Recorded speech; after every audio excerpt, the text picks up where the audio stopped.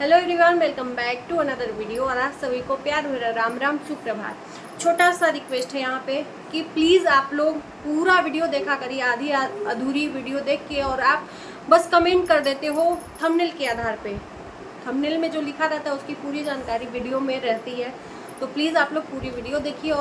और एक छोटा सा रिक्वेस्ट है कि अगर मैं अच्छी लगती रहूँ और आपका मेरा वीडियो अच्छा लग रहा हो तो प्लीज़ चैनल को सब्सक्राइब करके ही जाइएगा।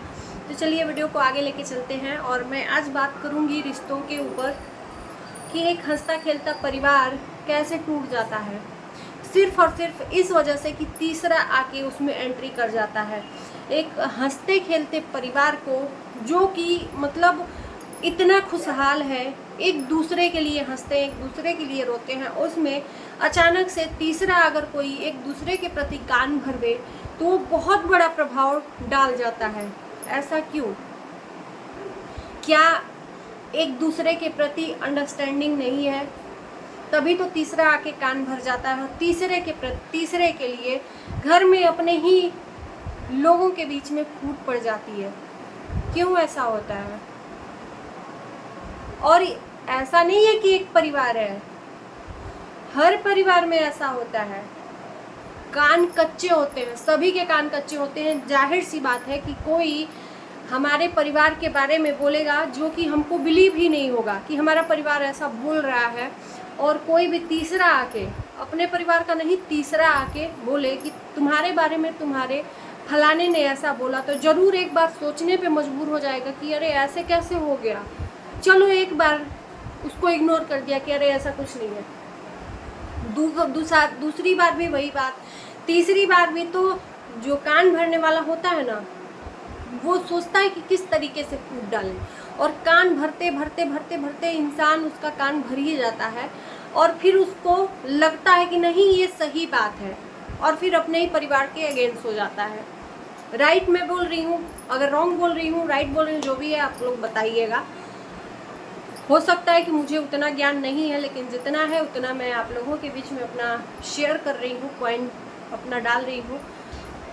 तीसरा जो होता है ना, पहली बात कि तीसरे को एक हंसते खेलते परिवार में, उस परिवार में भले ही कुछ भी हो यार, अंडरस्टैंडिंग हो, मिसअंडरस्टैंडिंग हो, जो भी हो, तीसरे को तो उसमें एंट्री करना ही नहीं चाहिए कि फलाने तुम्हारे बारे में ऐसा कर रहा है। अगर हम सुनते भी हैं किसी के घर के बारे में तो उसकी फैमिली मेम्बर में हमको नहीं चाहिए कि जाके हम बोलें, क्योंकि इससे क्या होता है, जो भी थोड़ा बचा कुचा रिश्ता रहता है ना, टूट जाता है। टूटने उससे क्या होता है, क्या फ़ायदा मिलता है? तीसरा तो मज़ा लेता है, लेकिन एक जो खराब रिश्ता हो जाता है एक परिवार का हो जाता है। नुकसान किसका होता है? हंसते खेलते परिवार का होता है। हर घर की एक कहानी है, एक घर की नहीं। इसलिए मैं बोलती हूँ ना कि कान के कच्चा कभी नहीं होना चाहिए। कम से कम अपने फैमिली पे एक बार ट्रस्ट तो करना चाहिए, एक बार सामने से पूछना तो चाहिए। अगर हो सकता है कि हम तीसरे की बात सुनते हैं और सामने वाले से आके पूछ ले, जिसके बारे में वो कहा है, उससे आके डायरेक्ट फेस टू फेस पूछ लेते कि क्या ऐसी बात है, तो हो सकता है कुछ चीज़ें क्लियर हो जाएं आपके साथ, हो सकता है रिश्ता और आपका पक्का हो जाए।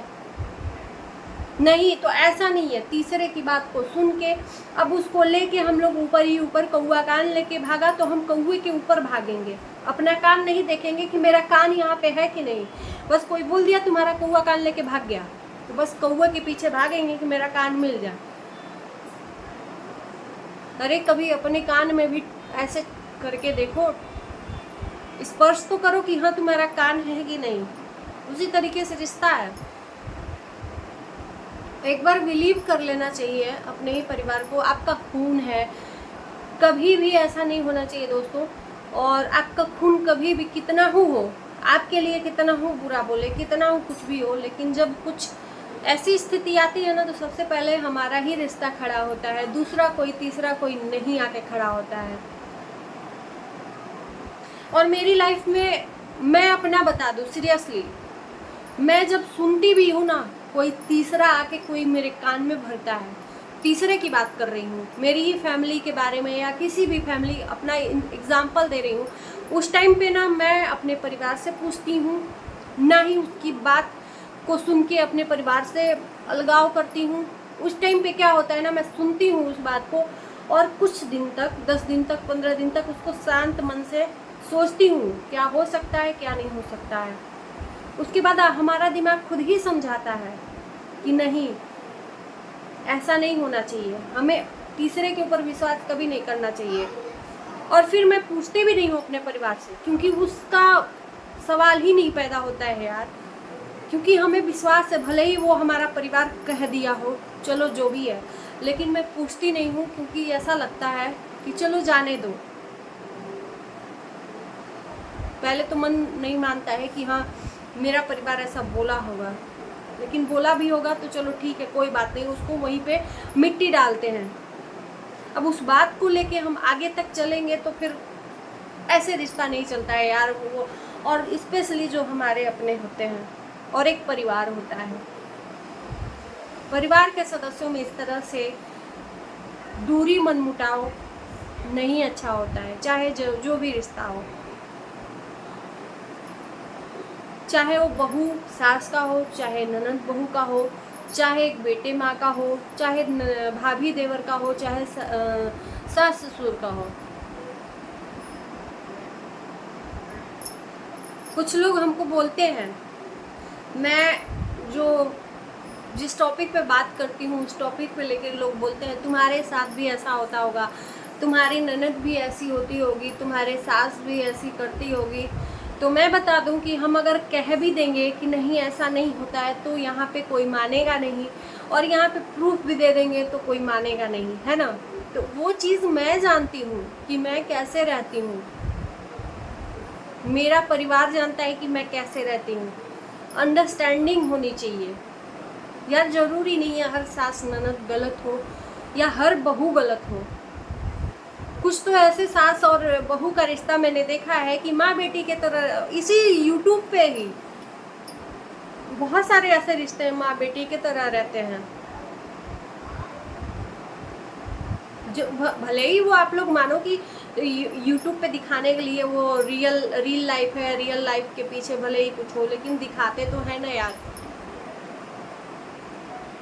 और मेरी स्पेशल मैं अपनी बात बोलूँ तो मैं तो अपनी ननद को, मेरी 3 ननद हैं, 2 लोग तो अपने अपने घर गई, कभी उन लोगों के साथ टाइम स्पेंड करने का टाइम ही नहीं मिला कि ऐसी खटास आए। और एक जो मेरी बड़ी वाली दीदी है, ननद है, वो मेरे से बड़ी हैं, तो कभी मैंने उनको ननद माना ही नहीं, मैं उनको बड़ी बहन की तरह मानती हूँ, क्योंकि वो उसी तरह से समझाती भी है हमको। अगर हमारे पति पत्नी में कुछ वो हो जाता है ना, खट्टा मीठा वाला नोक झोंक, तो वो खुद समझाती है। इस तरीके से मेरी ननद का रिश्ता है।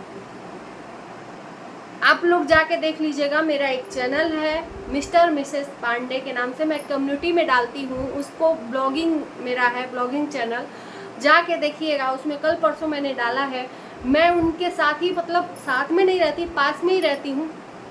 और मेरा जो अभी थोड़ा सा कुछ नया करने की सोच रहे हैं हम लोग, घर बनाने की सोच रहे हैं, तो उसमें हम लोग थे और मेरे दीदी जीजा भी थे।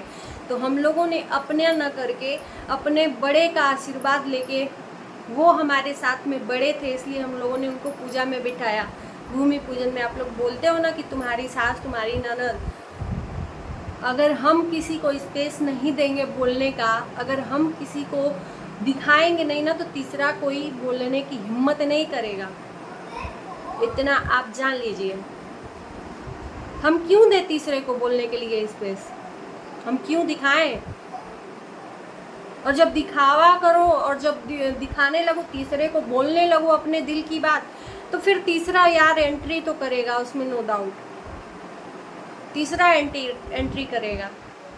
और यहाँ पे आजकल तो जो डिजिटल का ज़माना है, हर चीज़ सोशल मीडिया पे शेयर किया जाता है, अपनी फैमिली का भी चीज़, तो भाई तीसरा यहाँ पे लुत्फ उठाएगा उस चीज़ का और मिट्टी न डाल के उसमें दरार डालेगा। सिंपल सी बात है। हमें ये चाहिए, हमारे परिवार को चाहिए, हम जितने भी फैमिली मेम्बर हैं, तीसरे को बोलने का मौका ही क्यों दें। भले ही हम आपस में लड़ मरें, लेकिन हम तीसरे को बोलने का मौका नहीं देंगे ना, तो तीसरा आके नहीं बोलेगा मेरे परिवार में। तो दोस्तों, बहुत सारी बातें हो गई, मैंने अपना पॉइंट ऑफ व्यू आप लोगों को भी दिखाया।